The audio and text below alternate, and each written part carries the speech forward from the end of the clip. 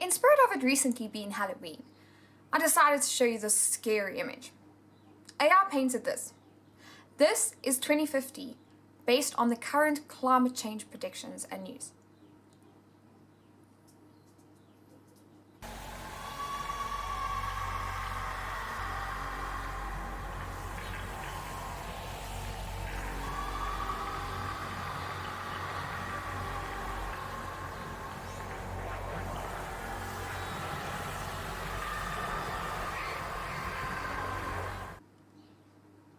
Spooky, but a good eye-opener.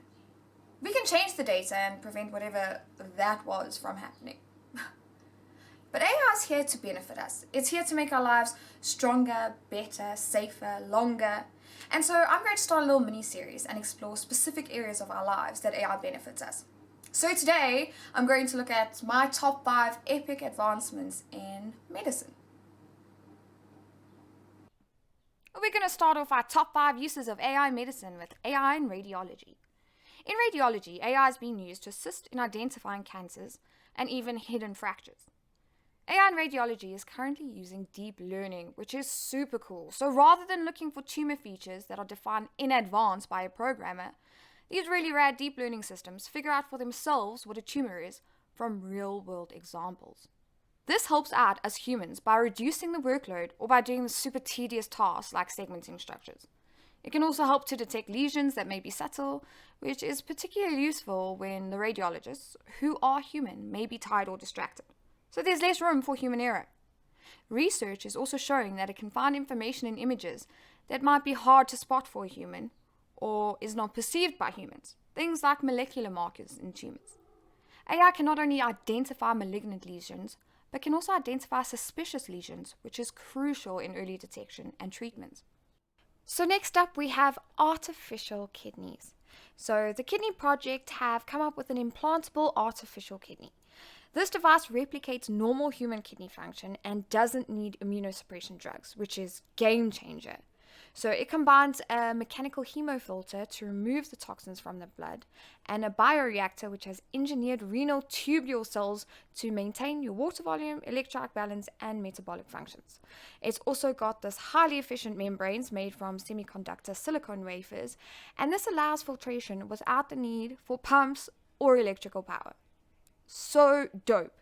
It also protects against rejection from the body. So this device attaches to the circulatory system and it removes toxins to the bladder as waste.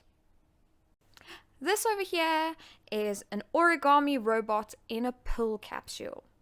So MIT researchers have recently developed these tiny little robots that unfold itself from within a biodegradable capsule once it's been ingested.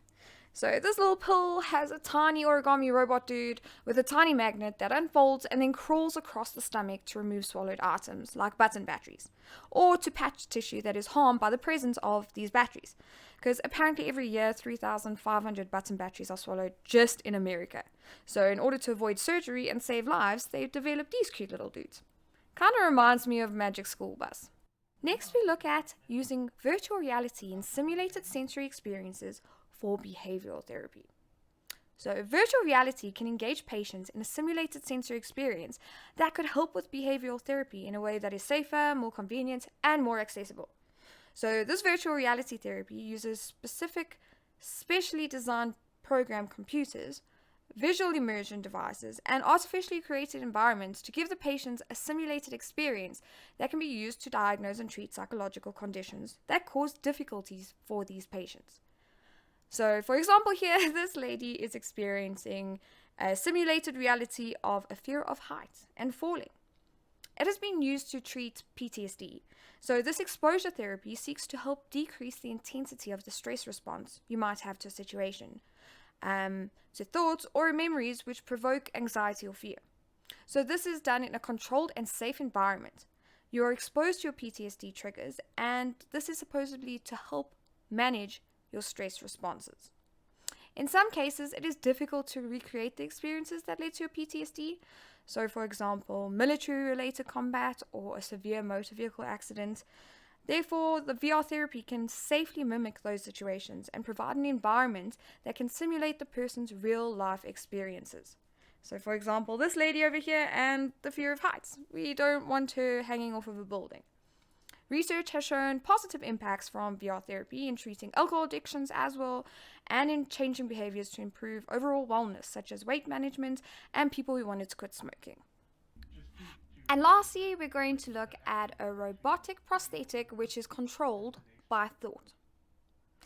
Now, robotic prosthetics is not a new concept or technology, but these ones are pretty wild as they're controlled by people's thoughts. So they are currently developing these robotic prosthetics that is controlled completely by a person's mind, and they say they'll be available in 2022. So this is an implant system and it directly attaches to the person's skeleton. So the metal part of the robotic arm is attached to the bone of the person, as well as the neural and muscular interface sensors that are placed at the site of amputation. So the limb is connected to the body, and it just becomes an extension of that person's body. So it's a connection between technology and biology. It's pretty crazy, like half robot man kind of thing.